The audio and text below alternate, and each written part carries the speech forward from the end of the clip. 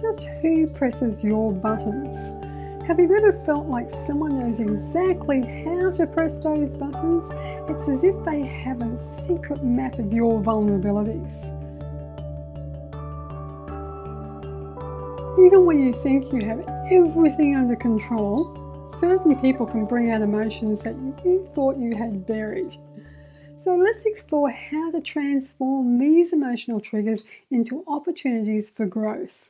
This phenomenon often involves people from our past, parents, siblings, childhood friends, school friends. They seem to instinctively know how to trigger us because, as the saying goes, they installed those buttons in the first place. But what about others? Can new people in our lives press those same emotional triggers? Absolutely. A spouse, a child, even a colleague can evoke feelings of annoyance, rage, disappointment, the same buttons. You might wonder how you ended up in this seemingly endless game of emotional ping pong. For instance, I once worked with a man in a charity organisation who consistently pushed my emotional triggers. He was part of a subcommittee and his criticisms always caught me off guard. Whether it was my tone of voice or my emotional expressions, he found something to criticise. Despite my efforts to reset my intentions before each meeting, I was often blindsided by his remarks. Of course, the first course of action is to blame. That's the easiest path. I tried, it's his fault. But because of the emotional pain these episodes inflicted, I began to question the origin of my own emotional triggers. Who installed them in the first place? Well, the answer, surprisingly, is me. We are the architects of our own triggers. These buttons are not just obstacles, they're pinpointed opportunities for growth. They represent resistance, but they also point us towards our biggest breakthroughs. Resistance is a universal block that everyone encounters, but it's that same resistance that represents your landslide moments in life. It's through the clouds of resistance that we find the rainbows in our lives. Without these indicators, our emotional triggers would remain, taking with them all vestiges of our self-worth. So how do we deal with these emotional triggers? Well, the answer is not to remove them, but to embrace them. I know, it sounds a little wishy-washy, but hear me out.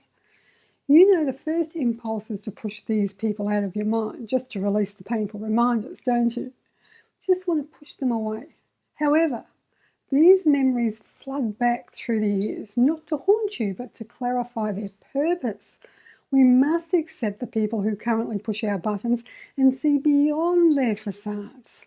By stripping away the layers of pretense, we can uncover the essence of what truly bothers us. This essence is always a part of ourselves that we've rejected or just left behind. I once visualized my button presses as a Russian doll, peeling away layers of pretense. Each layer represented a different aspect of my life. A woman who abused me on a train, a boss who took credit for my work, a lonely child that I was.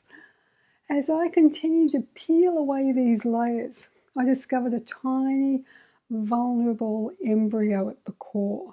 Reminded me of a cartoon I'd seen. This embryo was my fear of not being loved.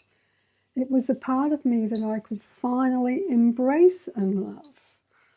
The goal is not to embrace the situations or performances of those who press your emotional triggers. It's not the people or their bad behavior we're embracing. Instead, we should focus on the understanding the root of our reactions. By doing this, we can lovingly accept these parts of ourselves we've left behind. This process is not about condoning negative behavior, but about personal growth and self-acceptance. One recent sleepless night, I reflected on past conflicts with two individuals. My initial reaction was to dismiss them as unimportant in my current life and push them away so I could go to sleep, but that wasn't happening. So their presence in my consciousness indicated that they mattered somehow. They were there for a reason, to help me uncover something about myself. So I began the process of unlayering them. No matter how much work you've done, the journey of self-discovery is never truly complete, as we are eternal souls continually evolving. However, this work is not a burden, it's a blessing on a liberating journey. As we complete each piece of this puzzle, we're rewarded with a feeling of freedom. We're always guided to address the work that needs to be done at the right time. Embracing our emotional triggers and understanding their origins leads to profound personal growth.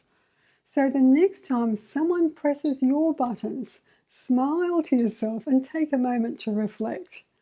Interrupt the pattern of your thoughts by thanking them for their gift, maybe not out loud, even if you don't know what that gift is yet. Instead of reacting with frustration, consider what this emotional trigger reveals to you and embrace it as an opportunity for growth and self-discovery. By doing this, you'll transform your buttons from sources of annoyance into powerful tools for personal development. So thank you for watching, and if you found this video helpful, don't forget to like, subscribe and share it with someone who might benefit from it. Until next time, keep growing and embracing your soul journey.